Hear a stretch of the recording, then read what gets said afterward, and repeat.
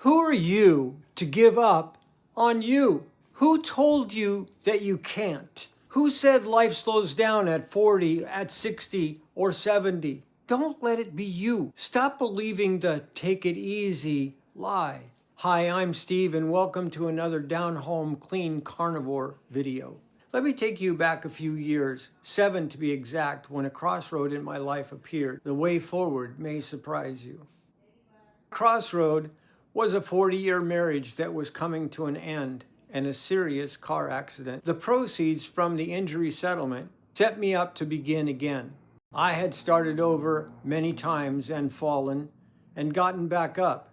The time was different. I had the funding already in hand, so I began to learn about an Amazon FBA, or Fulfilled by Amazon business. But before I was approved by Amazon, which took months, I began another course. I began learning how to publish books with Kindle, the same organization teaching a different course. My friend Ray, who is about my age, would come by my office and we would take lunch together. And I would share with him what I was learning. I was able to articulate in detail the publishing process. He would just shake his head and marvel at how I was navigating at my age a world beyond his comprehension. When all was said and done, I had 6 books published on Amazon and nothing else to show for it. The money was gone and no money was coming in. I had failed again. Or had I? Yes and no. I leaned on Thomas Edison's wisdom, knowing I just found one more way that didn't work, not a reason to quit. Now, what does an Amazon business have to do with a 77-year-old carnivore?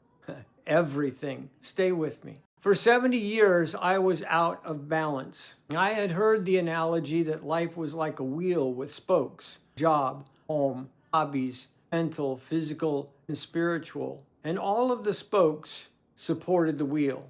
A weak or broken spoke put the wheel out of alignment. And my foggy brain never allowed me to work on the whole wheel all at once. So I would work a spoke at a time. Since I never saw any lasting success with weight loss, I ignored that spoke for the most part. But you can't fix a wheel one spoke at a time when the whole wheel is out of round. Something had to change. It had to change what I was thinking. Here's what cracked it open.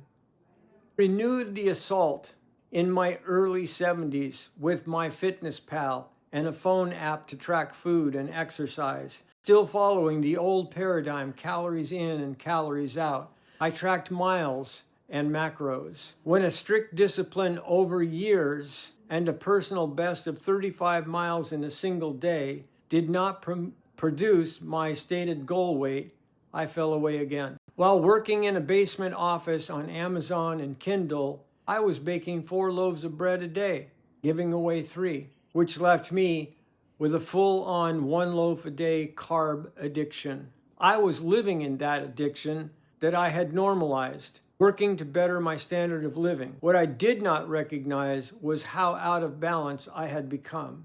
It wasn't my body that needed to change, it was my thinking, and it changed without warning. I was minding my own business, watching a political video about American politics, when another video started playing within it. It was like a left turn. It stood out.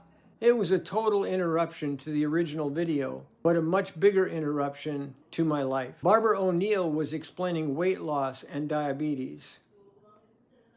She was shining a light on metabolic health on a cellular level and the processes of digestion and fueling the body. She talked about 2 fuel systems, glucose and ketones, and I could hear the truth being spoken and the lies that I had followed being debunked. I recognized the truth and it radically changed my life.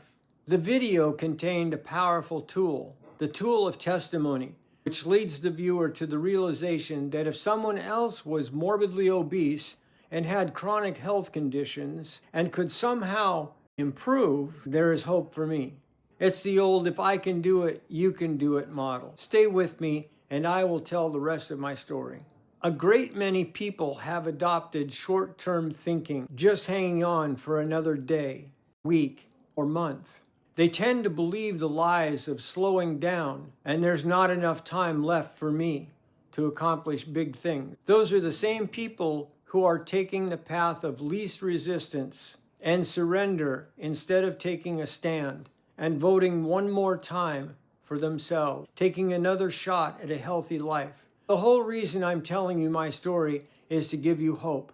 I could have given up, and I almost did. That's why I'm asking you to walk with me. After the video, and armed with the truth, my thinking had changed.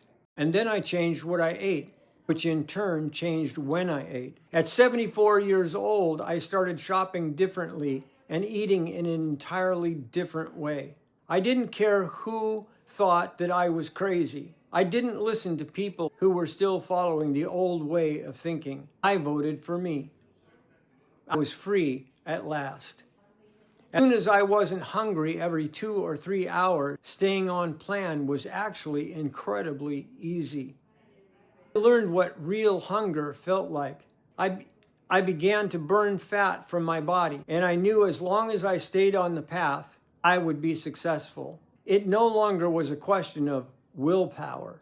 As my depression and brain fog left my self-talk supported and sustained my actions. Non-scale victories of new clothes proved to me the experience was real. By 75, I had surpassed my original weight goal of 175, and now at 155, weighed 20 pounds less than I did when I was in Vietnam. I was free, and I wanted to tell the world, not to boast, but that I had been a beggar and had found food and wanted to tell others where the food was. I repurposed my YouTube carpet cleaning channel and converted it to the carnivore lifestyle, not diet. I began posting on 3 Facebook pages and eventually started a free newsletter. All of the Amazon and Kindle work was not a failure, but advanced preparation. At 76, I was married, graduated from Calvary Bible Institute, and living in the Philippines, running a ministry and a business. My life in the Philippines bears no resemblance to my life in the States. At 77, I'm still preaching, producing, and publishing videos and writing a book.